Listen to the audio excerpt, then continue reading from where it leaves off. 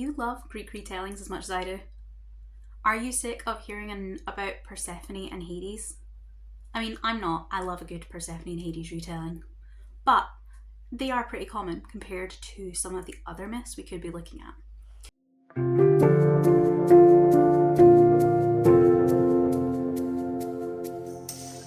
So in this vlog, I have 3 books that focus around some of the boys in Greek mythology. So we first have Wearing the Lion by John Wiswell. This is a fresh take on the Hercules and Hera mythology that looks at the events around the death of Hercules' children and the events that follow. Then we have The Hymn to Dionysus by Natasha Pulley. This is going to look, unsurprisingly, at the god of madness and wine, Dionysus, and I'm excited to see what fresh take she's going to put on this one. Then I am going to round us out with a retelling of a retelling, and that is one of the Disney Twisted Tales. This one is Go the Distance by Jen Calonita, and it is, as far as I'm aware, another retelling of the Hercules story. So I have just started Wearing the Lion, and it is one of my most anticipated books in the first half of this year. I read John Wiswell's Someone You Can Build a Nest In last year and was utterly surprised and charmed. I would not have thought cozy sapphic romance horror was a thing. I would not have thought it was a thing I would have liked, but I loved it. So when I read that his next thing was going to be a Hercules retelling, I was top of the request queue, pre-orders, all of that. So I have really high hopes for this one.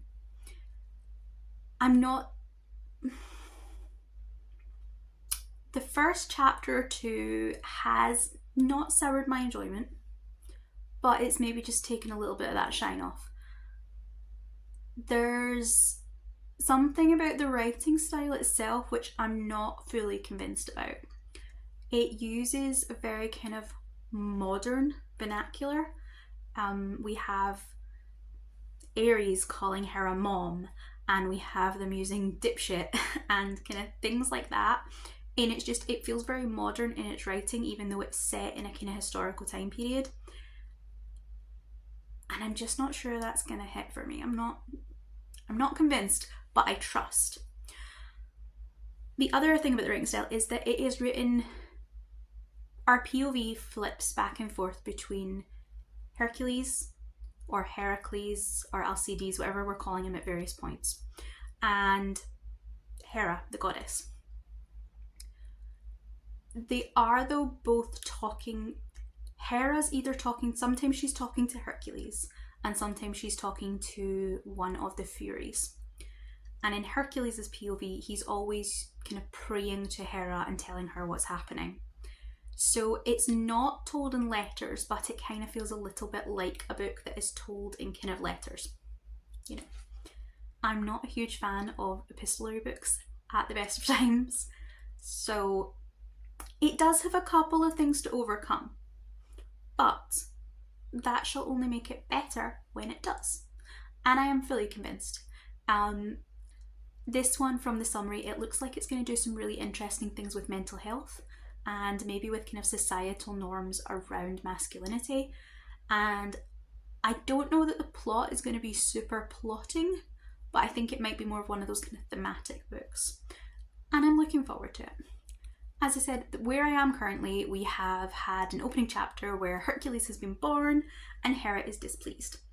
And she has gently tried to murder him by sending snakes to go after him in his crib. And then in Hercules chapter, he is a very young boy. It's written he's very, very little, and he is praying to Hera to say thank you for sending him the lovely snakes to play with, but next time could it be a kitty cat? And I just thought that was really, really cute. That kind of back and forth dialogue, I wonder if that might change as Hercules gets older. Maybe that kind of will fade away a little bit and will become more kind of traditional narrative, which is what I've got my fingers crossed for, but we shall see. I am enjoying it, and I think it's such a unique concept that I'm definitely willing to overlook if that voiciness stays. I could overlook that if the story is good. and I do think it will be. So that's what I'm reading currently as a physical book. And then I have The Hymn to Dionysus on my Kindle, and the Go the Distance is probably going to be an audiobook. I am going to check if I can get it through Libby. I have a couple, or I've seen a couple of the Twisted Tales on there, and I've kind of been dipping in and out. I've read the Alice one and the Beauty and the Beast one, but I'm not trying to read them in order, and I'm kind of just hitting them scattershot whenever they pop up in a kind of something that usually fits a readathon. This one is, I think, number 11 in the series, but it's a really, really long series because they're all unconnected. So I think there's like 20 books there. So odds are my library might have it. If it doesn't, I'll need to buy it on Audible, but I do have like a credit sitting, so that would be fine as well. So I will find out how I'm getting hold of that book, and I will get hold of it. And I will update you once I am a half of the way through Wearing the Lion.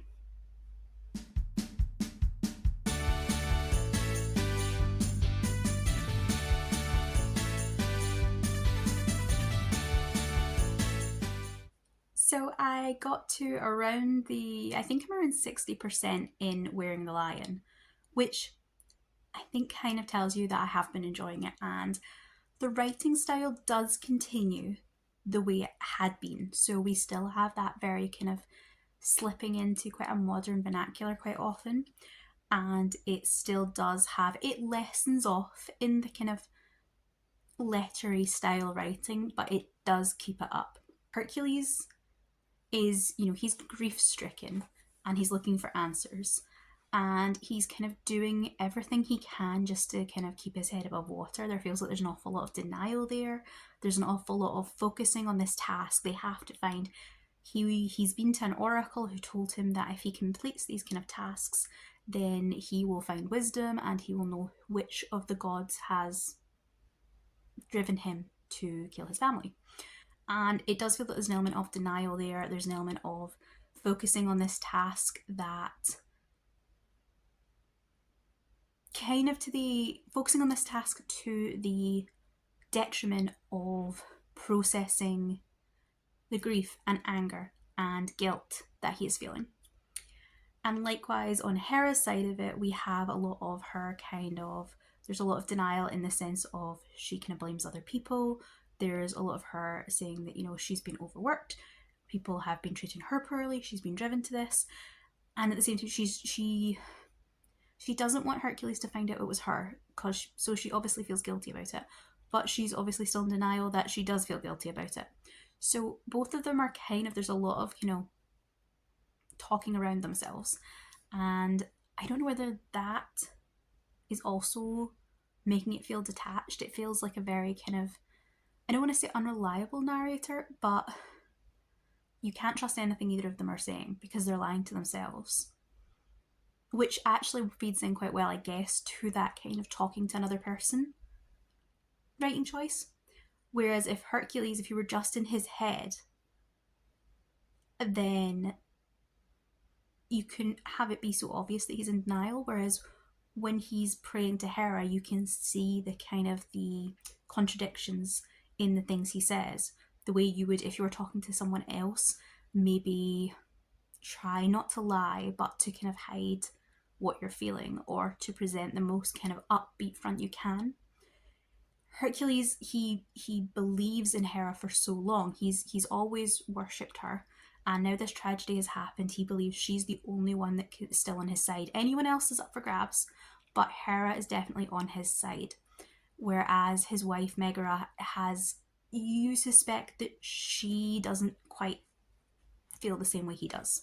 She's never been as dedicated to Hera, and she does seem to have more misgivings. And at first I was a little bit thrown, or a little bit kind of,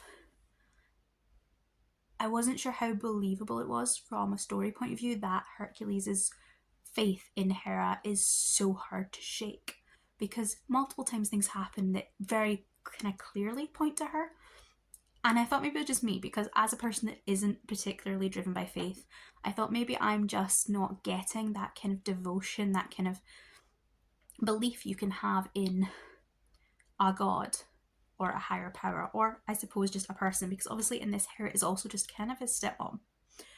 But as the book progresses, what I think John Wiswell has done really well is you kind of see it coming through very, very gradually, but you see it coming through that despite what Hercules tells the reader, and despite what he clearly is telling himself, he already knows the truth and just doesn't want to accept it. And you can really see that kind of come through in the writing from the way he presents things. He talks about, having to find out these things, but you can discern that he actually already knows and just has to can't bring himself to face it. And I think that's been really interestingly done. It's really hard to explain. There is a lot of plot going on, but also it does feel like a book where there's not a lot of plot going on. It feels much more kind of concept-y, much more about the deep thematic moments, more about kind of human condition, that kind of stuff about grief and regret and anger and society. There's an imposter Hercules running about at some point who is completing the tasks, or is saying that he's completing the tasks, or that people believe is completing these tasks in the way that we know through mythology. So they say that Hercules slew the lion and now wears its skin around him as a cloak, whereas our Hercules actually made friends with the lion and now they're buddies. So you also have John Wiswell making some kind of comments about, I think, kind of perception, both self-perception and others' perception, and possibly even kind of media influence and how things are presented and how history is recorded and who's presenting these histories. It's all really, really good. So I have finished Wearing the Lion. And the issues I had with the voice and the writing style, the kind of really modern dialect, they bothered me right at the start, and that didn't change throughout. It still bothered me even towards the end of the book. So if you're picking this one up and that's going to annoy you, it's not something that's likely to change. Hera must call Zeus her dipshit husband about 80 times over the course of these 300-400 pages. It was a lot, and it just felt a bit repetitive. I did feel the pacing really slowed down. It kind of dragged quite a lot towards the end of Hercules' labours. I think the book falls round about 380. I think maybe this book, it could have been a shorter book. I think this is one that it had some amazing points to make, and it does that really well. It's definitely a book that makes you think, and it's definitely a book that it kind of turns a lot of tropes on their heads. It kind of modernizes a lot of these aspects, but I think it would have been a more kind of enjoyable read if it had stuck about the 300 mark. It did some interesting things, and I thought it was a really good look at kind of grief and accountability and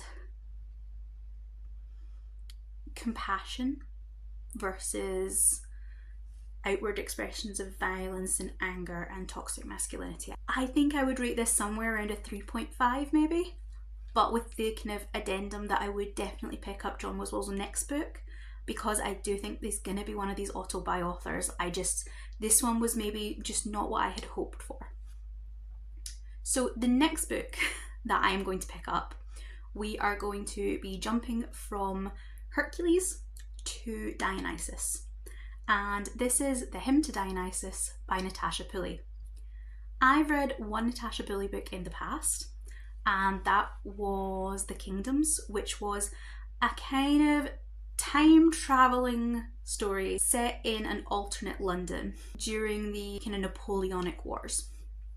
And it was very emotional. It was all over the place, in the sense of the time travel and the different timelines, and it was definitely one I had to sit and read in small kind of batches. And I think that from what I've heard, a lot of Natasha Pulley's books, they do their own thing, and that they're all very kind of, her books are Natasha Pulley books. There's not much in common with them other than that they're by her, and that they're always a kind of different take on the thing they're doing. So I really don't know what to expect from this one. From the summary, it sounds like it's going to be pretty much a standard kind of Greek mythology retelling, although I don't think I've ever seen one that was kind of about Dionysus or from Dionysus's point of view. So that should be interesting if nothing else. I have made a start and I'm a couple of chapters in. It's under 5%. So we are currently following Phaedros, who at the moment is a young boy. He's about 4 and he is a kind of cadet in the Theban Knights.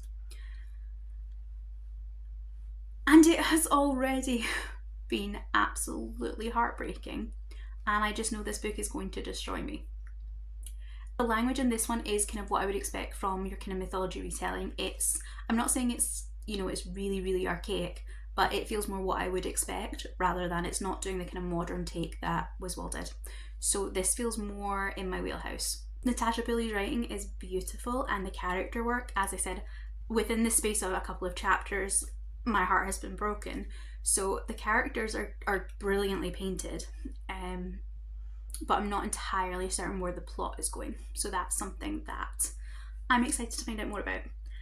I'm already really enjoying it, and I'm tempted to look up if I can buy a physical copy, because I really think I'm gonna want this for my shelf. But I'm devastated because the British, the UK cover is lovely. And when I first saw it, I thought, oh, that's a lovely cover. But then I saw the US cover, and now I desperately want this one, and it's gonna cost me way more, but I kinda want it. So I definitely think I need to wait and see whether I like the book before I buy it, because it would be an investment. But yeah, good financial choices are incoming, I feel. I will read probably some more of it, and I will maybe update you around about the middle.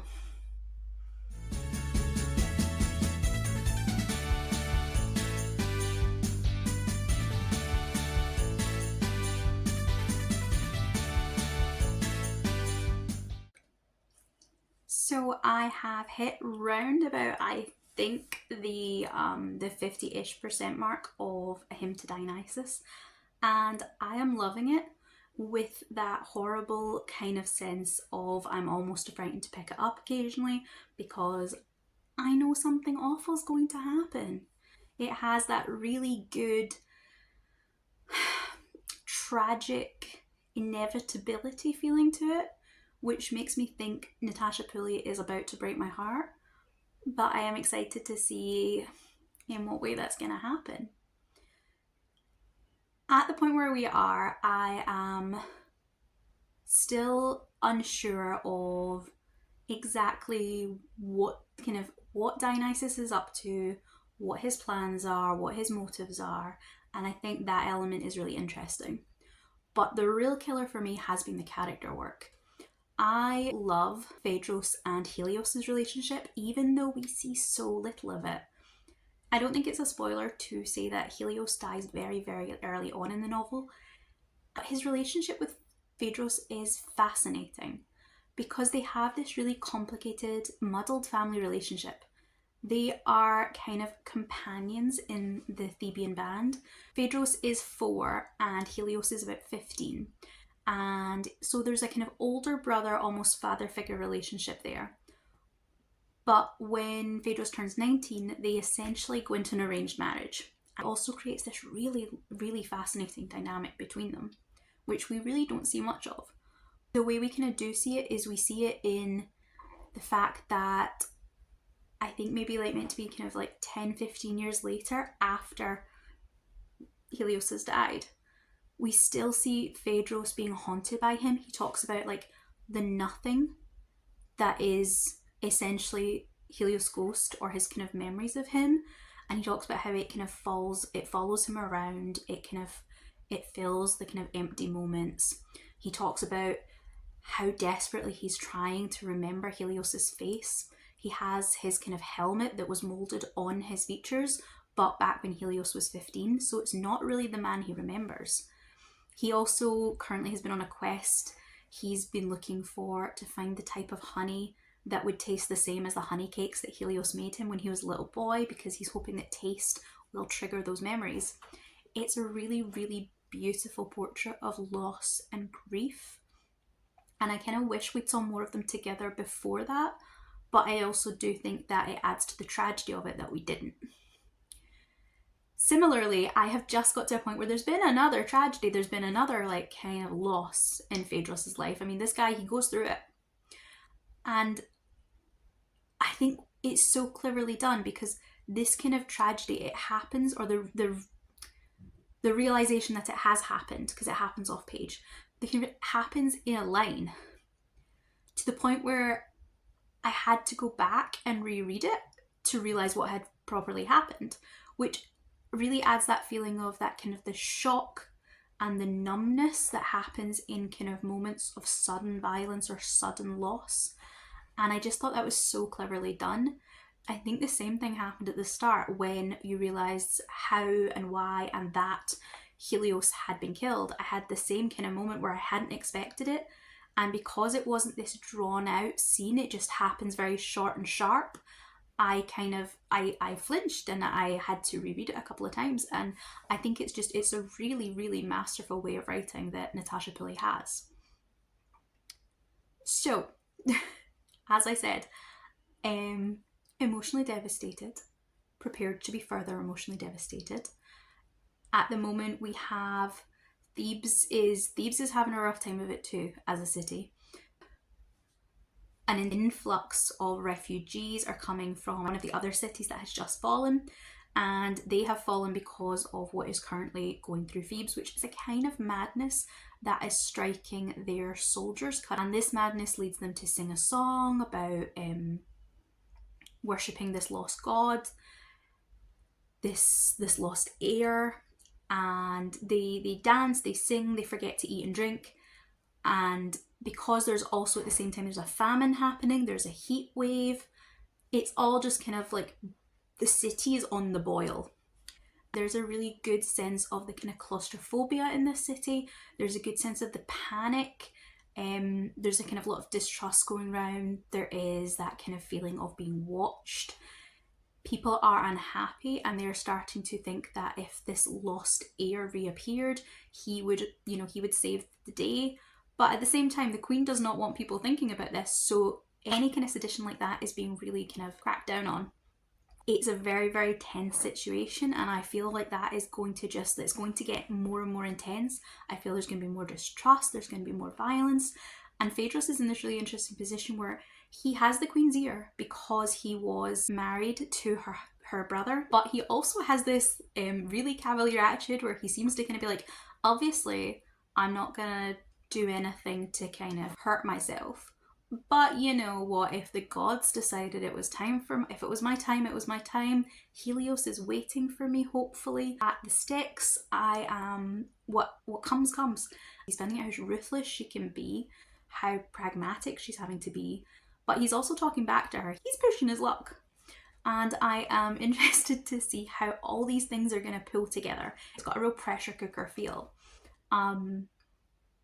And it's a really good summer read, I think, because that kind of intensive heat is going to be perfect. I have managed to get a hold through my library of the Go the Distance audiobook. So I will probably be starting that when I finish my current audio read. So hopefully my kind of next update about Hymn to Dionysus will also maybe give you the kind of start of Go the Distance. So I have come to the end of The Hymn for Dionysus by Natasha Pulley, and I have had a fantastic time with it. It did take me a couple of days longer than I thought it would, because I set it down around the 50% mark, and it wasn't that I didn't want to go back to it, but I was nervous about how I would feel about it. I was a bit apprehensive about going back because I was sure that I was going to have my heart broken. And then when I did pick it up, I flew through that last 50% in one afternoon. It was a really brilliant ending. There were lots of twists and turns, and twists that turned back on in themselves. And It did some great things that I really wasn't expecting, and it kind of played with my assumptions. I really, really enjoyed it.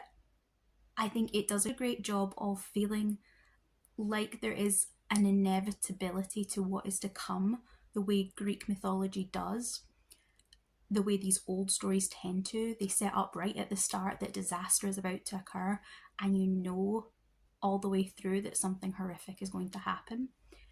And I do think books can do that incredibly well. I think a great example is The Song of Achilles by Madeline Miller. You know, as you go through the story, that that is all going to end in a heartache, and it just makes it more poignant as you go through the story, and you pray for them not to do the thing you know they're about to do, because you know where it's going to lead. And I think Natasha Pulley sets up that feeling very well, but then isn't afraid to kind of twist and turn things to give you the story she wants to give you without being too tied into that sense of tragedy. So I thought this was a great one.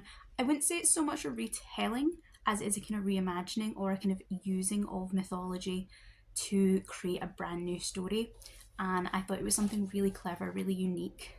The writing, of course, is beautiful. And the real star of the show for me was the character work. I really felt for all of the characters. I could see where they were coming from. I could see their struggle. I wanted all of the different factions to succeed in their own ways. There were characters that you got to meet for maybe a couple of lines or a paragraph, and I felt so deeply for them as if we had known them for the entirety of the story. It was just really, really masterfully done, and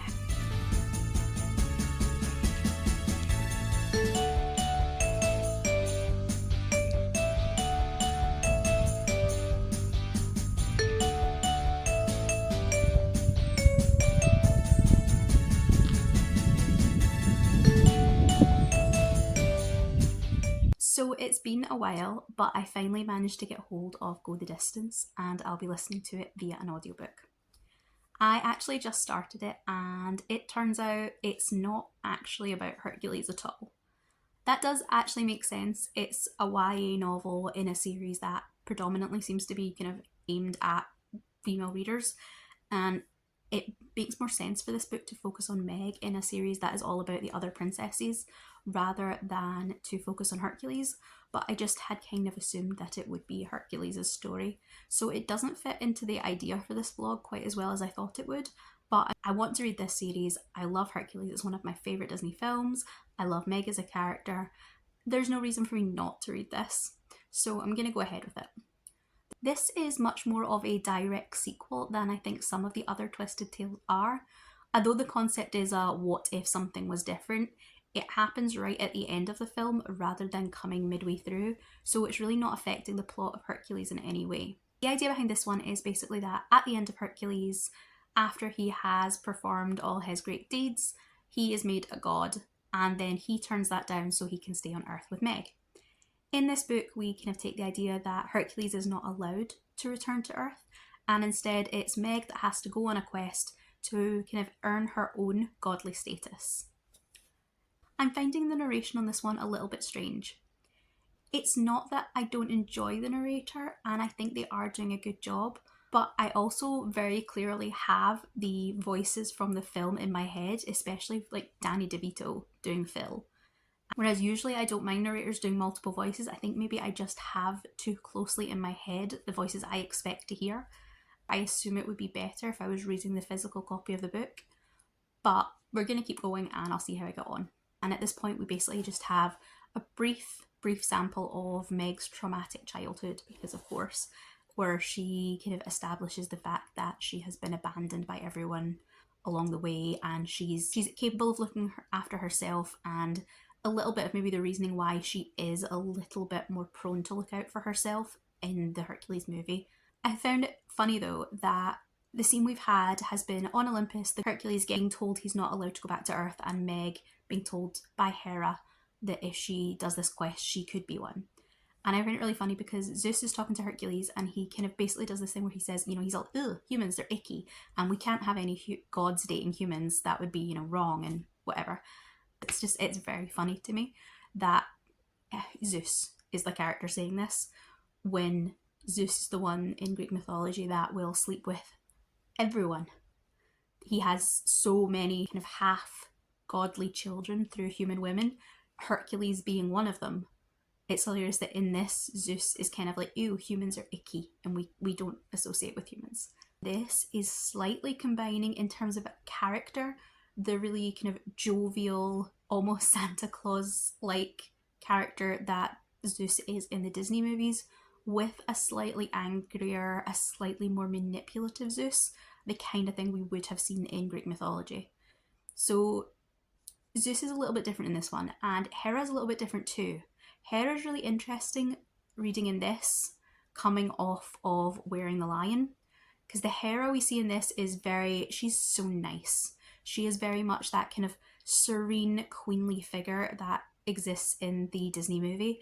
And in this, I think there's one line where they talk about how Hera just wants people to be happy and Hera's all about love.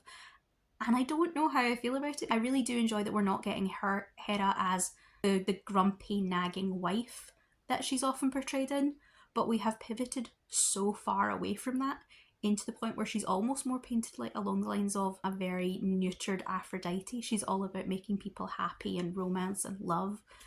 It's really funny to see that in comparison to John Wiswell's version. He also didn't stick to the mythology, but he tackled it in a very different way.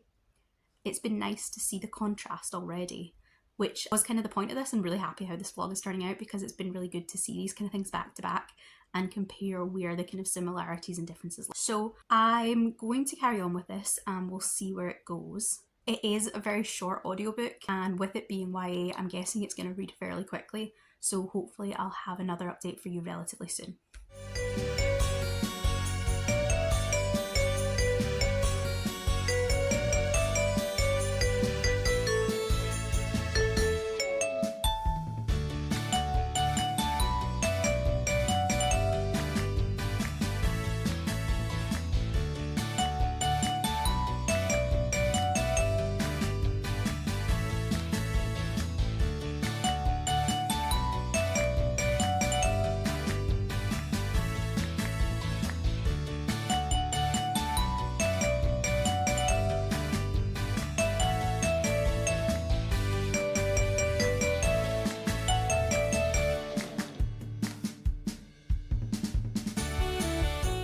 I've just come to the end of Go the Distance, which is going to be the last book in this vlog.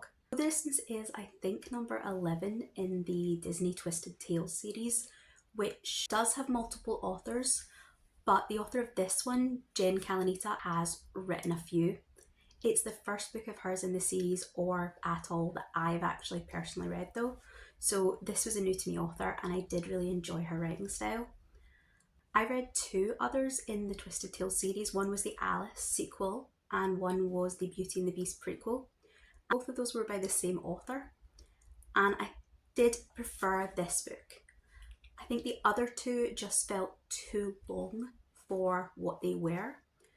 For the kind of YA tie-in adventure story they were trying to be, I felt they were kind of overwritten and the pacing dragged in quite a lot of places.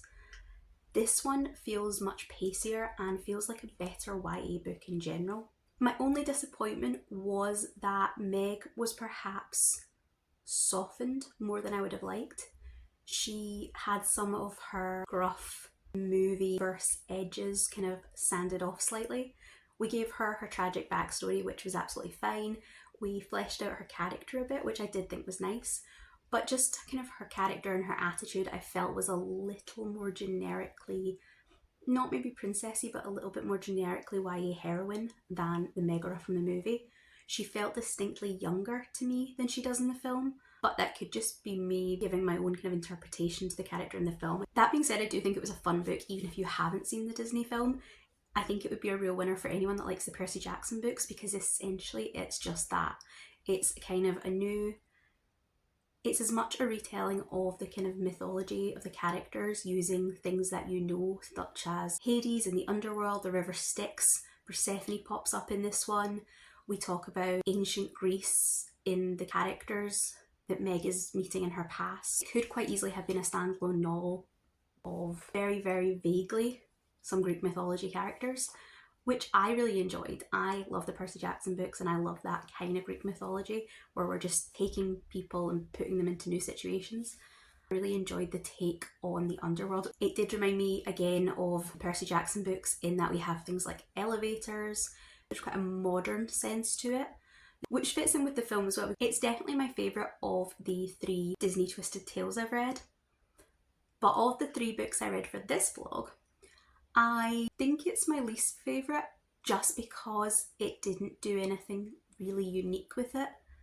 It was the adventure YA story I expected, but that's not to say it wasn't a really good read. I got through it really quickly. I thought the pacing was great. I thought the writing was really good, and it was a solid, maybe between a 3.5 and a 4, which for these kind of tie-in novels I do think is quite good, because you're not expecting too much of them. And a lot of the work has already been done on the characterization, so just having an adventure is exactly what you want. In terms of the vlog overall, I think my favourite has been The Hymn to Dionysus. I think that was the book I enjoyed the most and that I personally got the most out of. While John Wiswell's book maybe falls somewhere in an awkward second place, it wasn't my personal favourite, and there were moments, especially in that mid to end point, where I did feel the pacing dragged and slowed down. But I could really respect that the book was trying to do something different and something novel with the mythology. I can appreciate it in that sense, even if it didn't click for me personally as much as I would have really loved it to. I hope you've really enjoyed going through these 3 mythology retellings with me. Someone a bit different from what we tend to see in most of our fantasy Greek mythology. I'll probably be doing a vlog like this again at some point. If you have any retellings in particular that you think I should try, please let me know in the comments below. I'd love to add them to my TBR and build up a list of potential books for a future vlog. And if you don't have anything in particular to tell me, then put a skull and crossbones emoji for Hades. Thank you very much for watching, and I will see you in the next vlog. Goodbye.